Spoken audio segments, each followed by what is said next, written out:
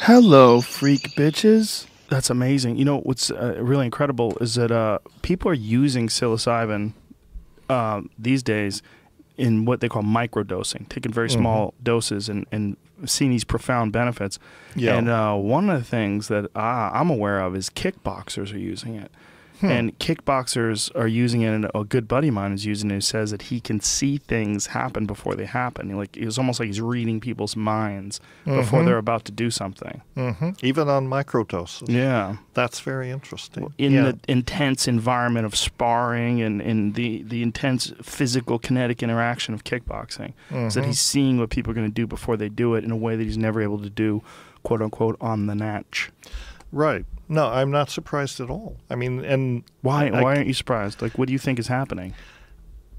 Because I think that these things let you step out of your box a little bit. They let you step out of your usual reference frame and notice things going on in the environment that, again, this gating mechanism we were talking about, we're programmed to filter stuff out.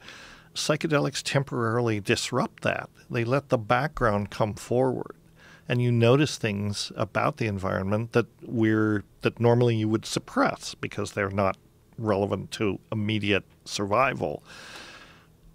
I don't know if you've read some of the work by Simon Powell. He wrote The Psilocybin Solution. He writes very intelligently about psilocybin.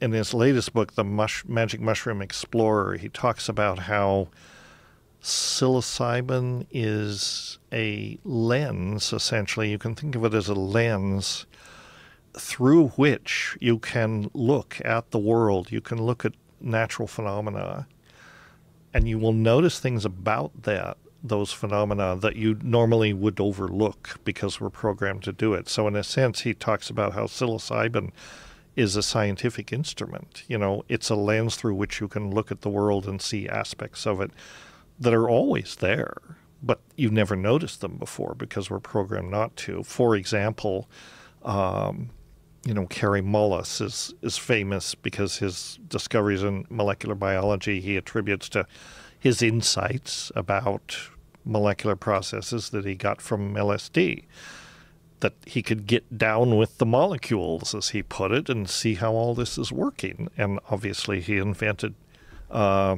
polymerase chain reaction, which he got the Nobel Prize for.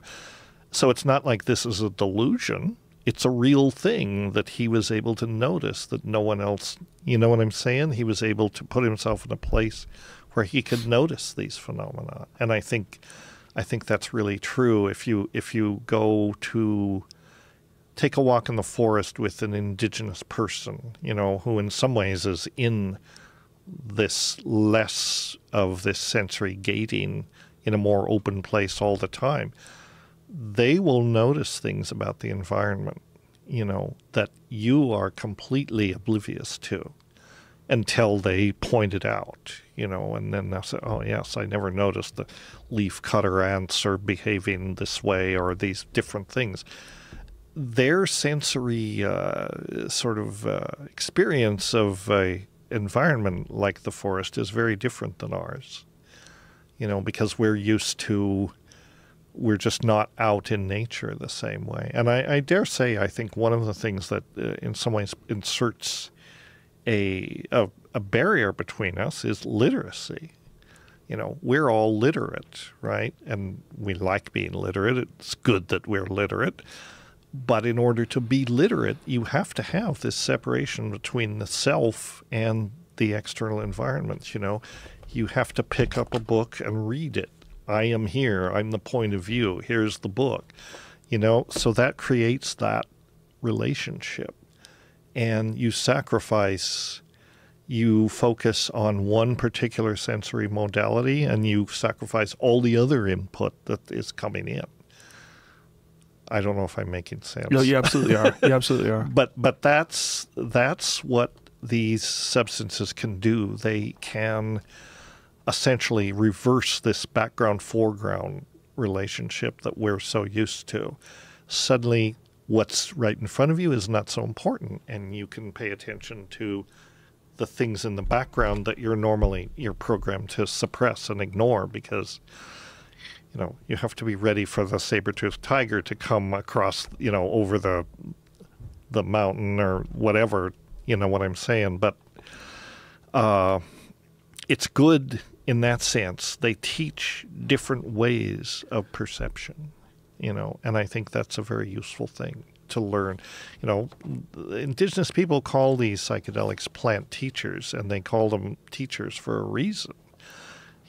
Much of what you experience comes directly from the experience, but much of it also comes from your changed perception, and suddenly you realize there's a different way to be in the world. There's a different way to perceive what you experience that normally you don't. We're programmed to filter out. I don't know if you've ever read or had Stephen Buhner on your show. No. He writes very intelligently about this stuff. He's written a book called Plant Intelligence and the Imaginal Realm. And it's all about this, essentially what his rap is.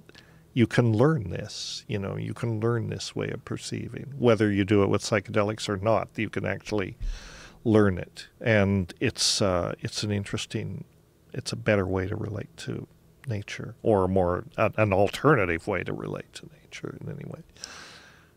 I feel like we have these pre-assumed definitions of things that we rely upon instead of seeing things for what they really are.